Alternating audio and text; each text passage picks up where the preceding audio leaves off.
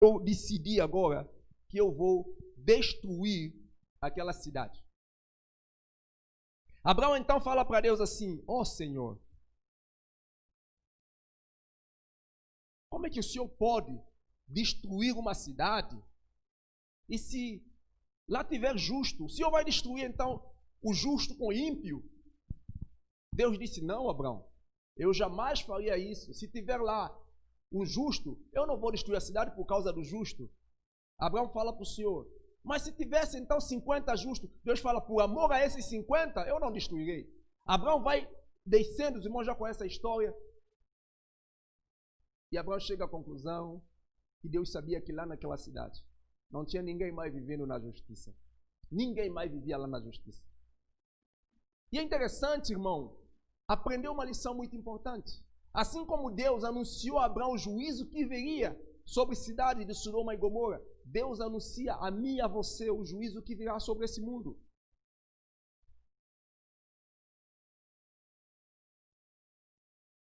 Abraão, mesmo não podendo impedir o juízo de Deus contra a cidade de Sodoma e Gomorra, mas Abraão clamou pela misericórdia de Deus em favor daquela cidade. O que fazer, irmãos, nesses dias? Você e eu, nós precisamos clamar, nós precisamos orar, nós precisamos buscar a Deus, porque o tempo nos avisa que o pior virá para as pessoas que não conhecem a Jesus. O pior virá para este mundo, porque Deus está derramando aos poucos o seu juízo sobre a terra. Eu gosto de dizer que o mundo, ele é como um copo que está quase a transbordar. Só que Deus começou a lançar seu juízo em gota a gota.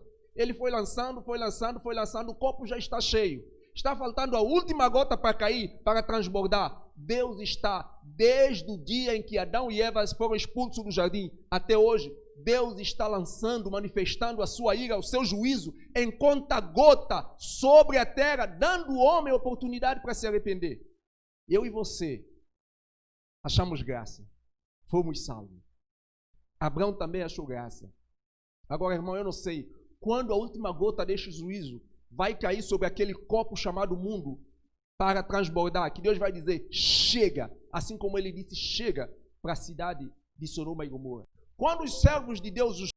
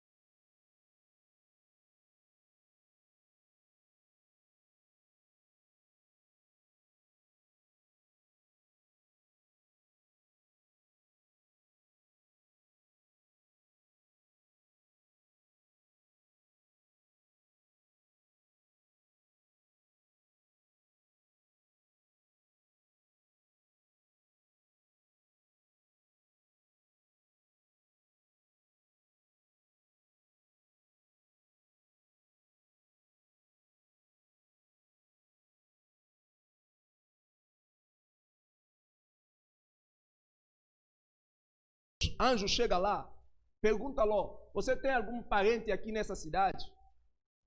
Eu não sei se você percebe a importância dessa informação, mas Deus quer ensinar algo muito profundo para nós.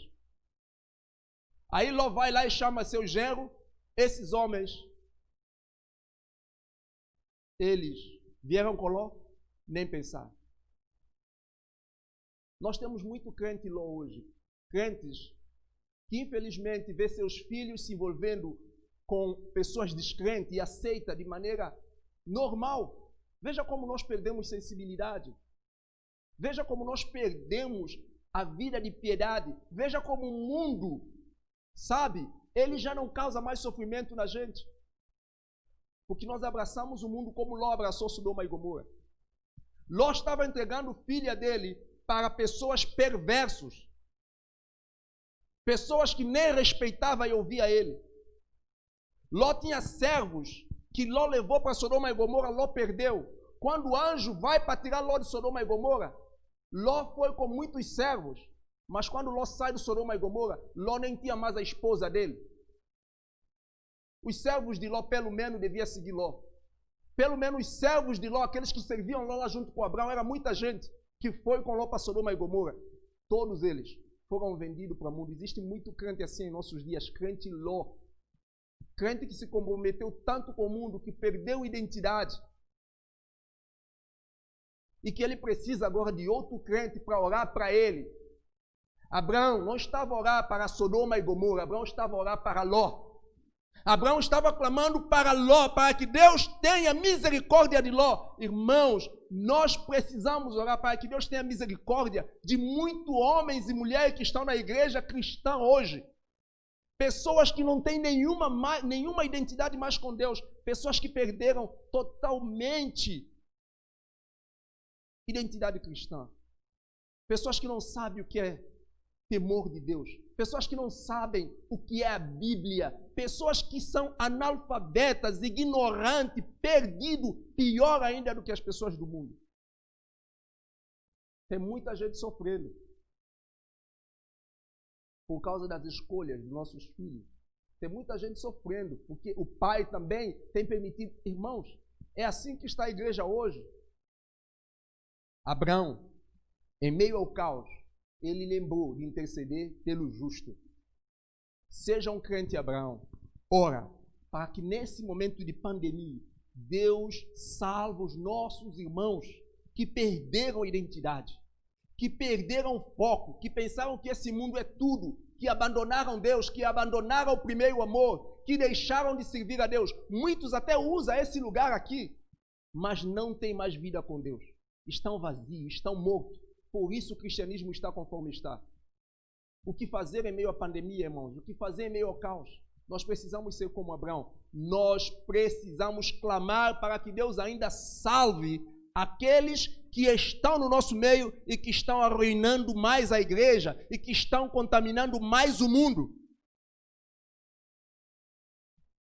Porque eu já tive amigos, ou seja, pessoas que eu fui evangelizar, que me disse assim, Sanu, às vezes que você fala, eu entendo, mas fulano é lá de tua igreja, você precisa saber coisa que ele faz é pesada, irmão. Quando um crente contamina o mundo, fica muito mais difícil ainda.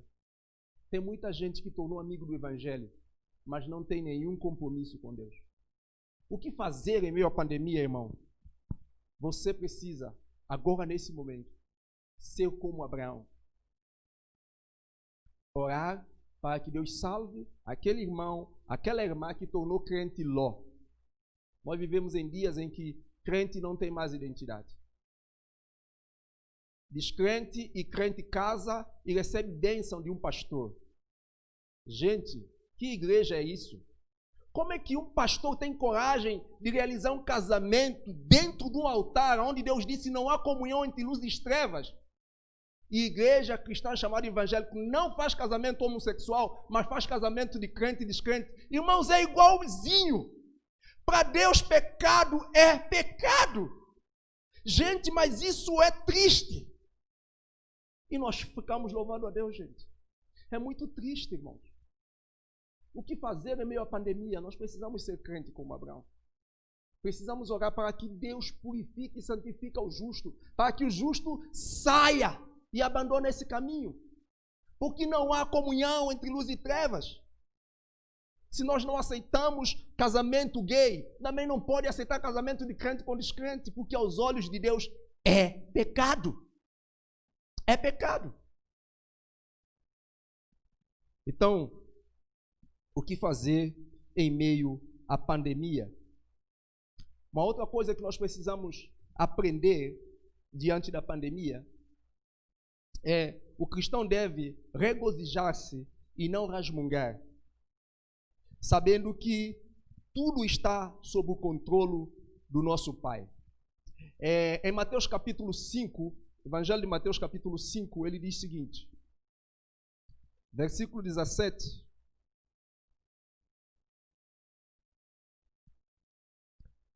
Não penseis que vim revogar a lei ou profeta. Não vim revogar, vim para cumprir. Porque em verdade vos digo, que o céu e a terra passarão, mas nem o i ou o tio jamais passará da lei, até que tudo se cumpra. Nós precisamos entender que Deus está no controle. Deus está trabalhando para cumprir os propósitos da sua vontade e fazer valer a sua palavra. Ele disse que nada vai passar em branco. Cada coisa que ele falou vai se cumprir. Então, o que é a pandemia que nós estamos vivendo? É um juízo de Deus. O crente, então, deve regozijar-se. Nós deveríamos nos alegrar e alertar as pessoas para elas perceberem que Deus não brinca quando fala. Porque se Deus disse que vai haver condenação, vai haver. Porque se Deus disse que um dia as pessoas irão para o inferno, vão ir para o inferno. Porque se Deus disse que Ele vai derramar juízo dele sobre a terra, vai derramar. Ele disse. E nós precisamos entender isso. Então, Filipenses capítulo 2, versículo 13 e 16 diz o seguinte para nós. Vamos ler Filipenses capítulo 2. Diz assim: porque Deus efetua em vós tanto querer como realizar segundo a sua boa vontade.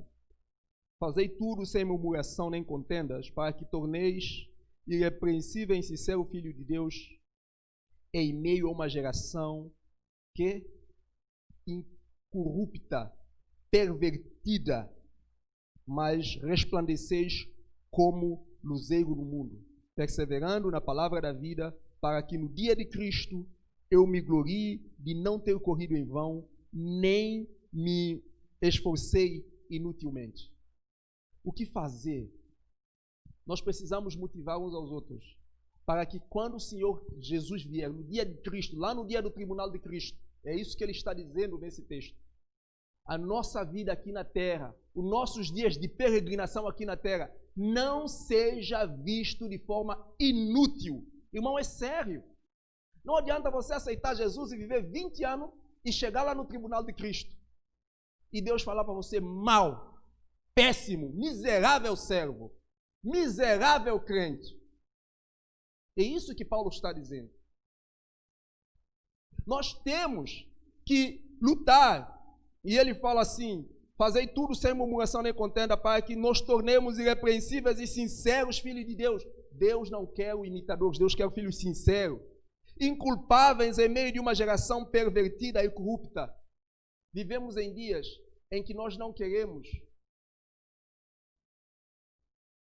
preocupar com o problema de dízimo. Sabe por quê?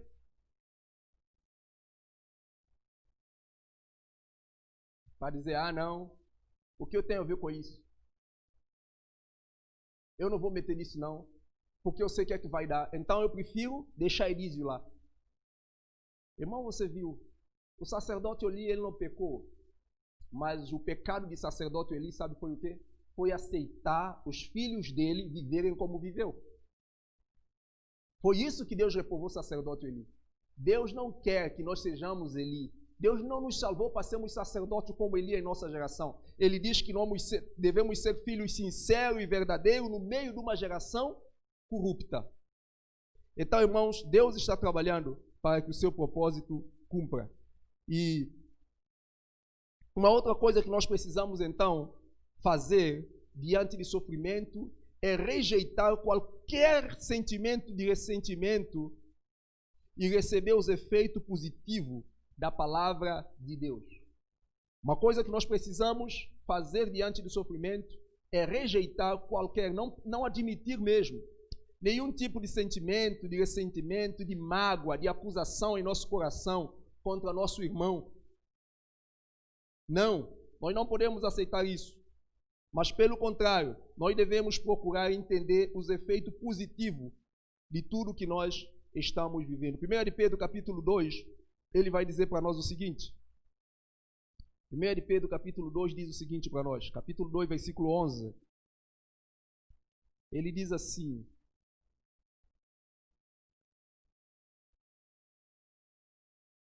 Amado, exalto-vos como os peregrinos e forasteiros que sois, que vos abstenhais de todas as paixões carnais que fazem guerra contra a alma, mantendo exemplar o vosso procedimento no meio dos gentios, para que naquilo que falam mal contra vós, outros, como malfeitores, observando as vossas boas obras, glorifiquem a Deus no dia da visitação. Versículo 21 e 22. Portanto, para isso mesmo fostes chamados, pois Cristo sofreu em vosso lugar, deixando-vos exemplo para seguir os seus passos, o qual não cometeu pecado nem dolo algum achou na sua boca. Então nós precisamos reagir como Cristo reagiu. Nós falamos o que saber diante do sofrimento ontem. Nós falamos a primeira coisa que nós precisamos saber é saber como Jesus lidou com o sofrimento. Saber como Jesus lidou com as dificuldades, porque Jesus é o modelo que temos a seguir. Então nós precisamos, irmão, reagir como Cristo, reaja como Cristo, faça como Cristo fez. Uma outra coisa que é muito importante, irmão, que nós precisamos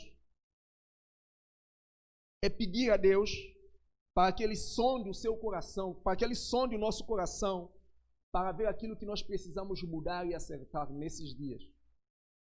Nesses dias de pandemia, nesses dias em que Deus está mostrando, manifestando o seu juízo, mais uma gota do seu juízo sobre o mundo ímpio. Também é um alerta para você se purificar, porque o dia de Cristo também vai chegar. Lembra que antes mesmo do grande trono branco, a igreja será arrebatada e você vai passar no tribunal de Cristo. E se isso acontecer agora, como você está? Não queira subir de qualquer jeito. Então é época de nós refletirmos, de nós olharmos para nós, é época de nós nos santificarmos, é época de nós assumirmos a nossa posição, é época de ser cristão. Nós muito deixamos de ser cristão. É época de ser cristão. É época de você ser pequeno Cristo. O mundo precisa de mais cristãos. O mundo precisa de mais cristãos. Irmãos, esse Brasil precisa de mais cristãos. Santo Tomé precisa de mais cristãos. Portugal precisa de mais cristãos. É época de sermos mais cristãos. É época de sermos cristãos. Não aceitar, como a Bíblia nos diz aqui, no versículo 12, mantendo exemplar o vosso procedimento em meio dos gentios. Para nós terminarmos, o que crente precisa fazer, nós precisamos descansar no caráter de Deus. Nós precisamos descansar no caráter de Deus e tirar e aprender o que é bom com essa situação, ou seja, tirar lições importantes para as nossas vidas. Eu termino então com a leitura de Pedro, capítulo 5, verso 10 e verso 11. Ele diz: Ora, o Deus de toda graça que em Cristo vos chamou à sua eterna glória, depois de ter sido sofrido por um pouco, Ele mesmo há de vos aperfeiçoar, afirmar, fortalecer e fundamentar. A Ele seja o domínio pelos séculos dos séculos. Amém. Eu espero que Deus cumpra o propósito dele nas nossas vidas, que é de nos fazer ser pequenos Cristo. E é exatamente por causa deste mundo é que Cristo veio. E é exatamente por causa desse mundo é que Cristo nos deixou. E é exatamente por causa desse mundo que nós devemos ser quem Ele nos deixou. Então, que Deus nos aperfeiçoa, que Deus nos firma, que Deus nos fortifica, que Deus nos fundamenta para Ele mesmo, para que a Ele seja dado toda a glória, toda a honra para todo o século. Vamos orar. Senhor, nós queremos Te louvar, nós queremos bendizer o Teu nome, nós queremos Te agradecer, Pai, porque o Senhor nos ama. E nessa noite, nossa oração é para que o Senhor sonde os nossos corações. É para que o Senhor realmente use o que for necessário para nos aperfeiçoar. Ó Pai, nós aprendemos aqui hoje que no meio a sofrimento, as dificuldades, os servos do passado, como Noé, como José, como Abraão, eles viveram a vida deles na perspectiva do Senhor.